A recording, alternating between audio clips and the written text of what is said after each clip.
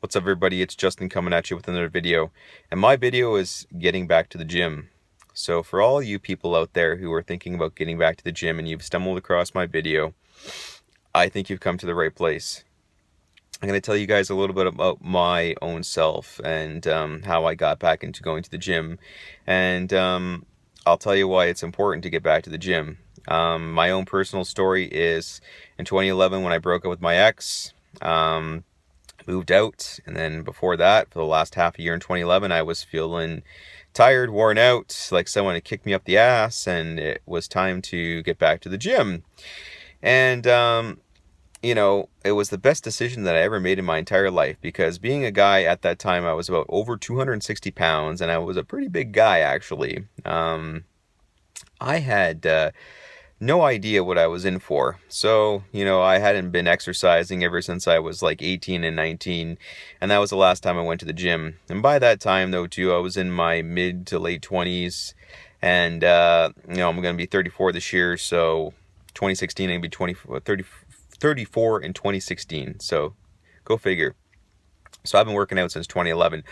And in 2011, when I went back to the gym, I should have consulted a medical physician first, but I was feeling tired, I was feeling worn out.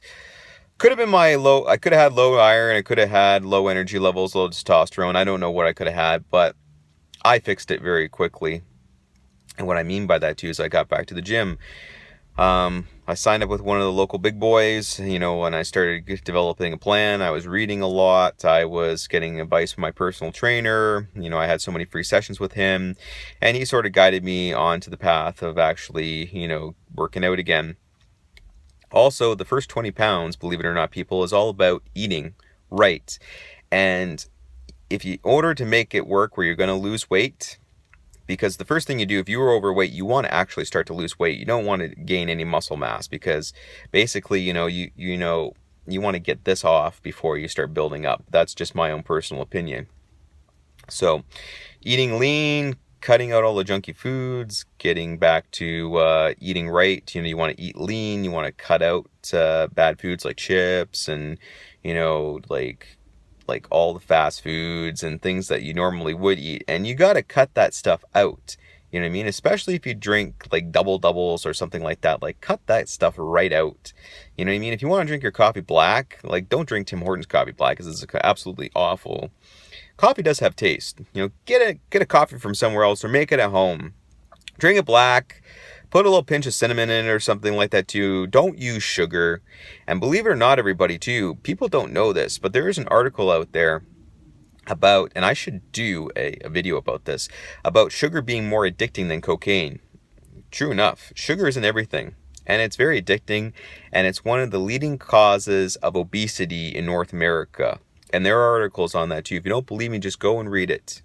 And it's true though too, because sugar is in everything that you eat.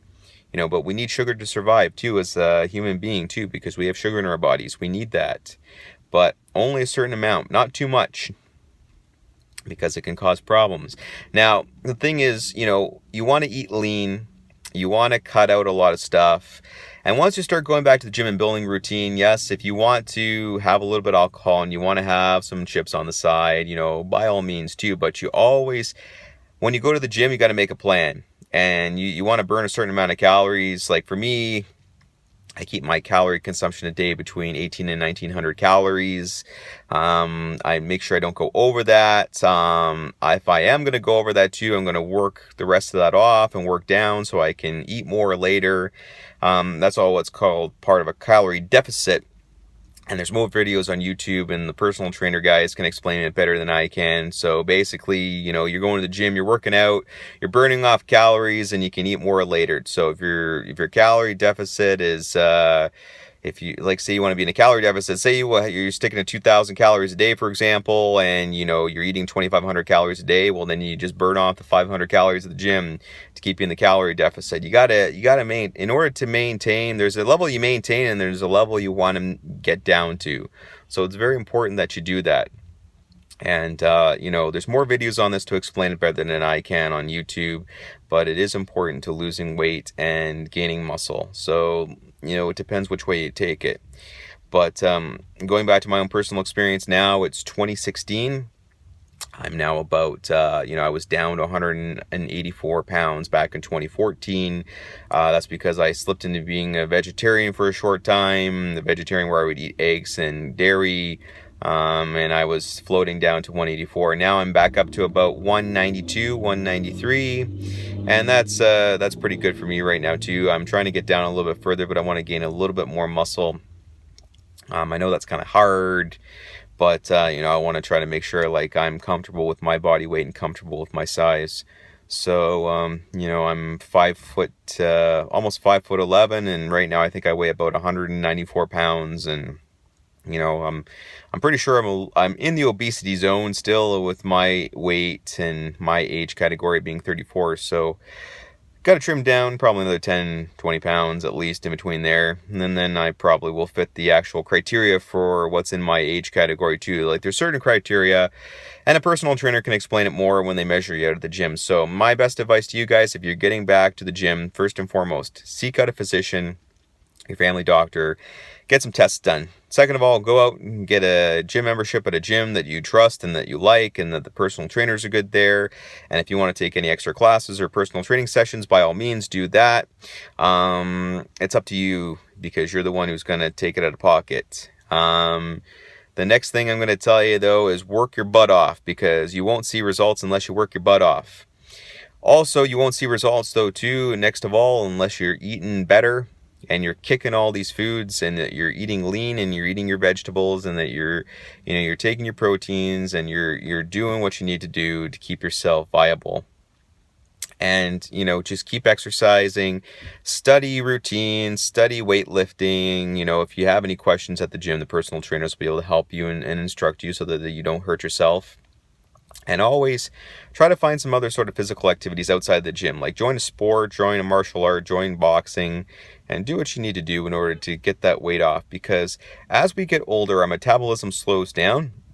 And you probably remember when you were back in high school that you could probably put away food and you wouldn't gain any weight.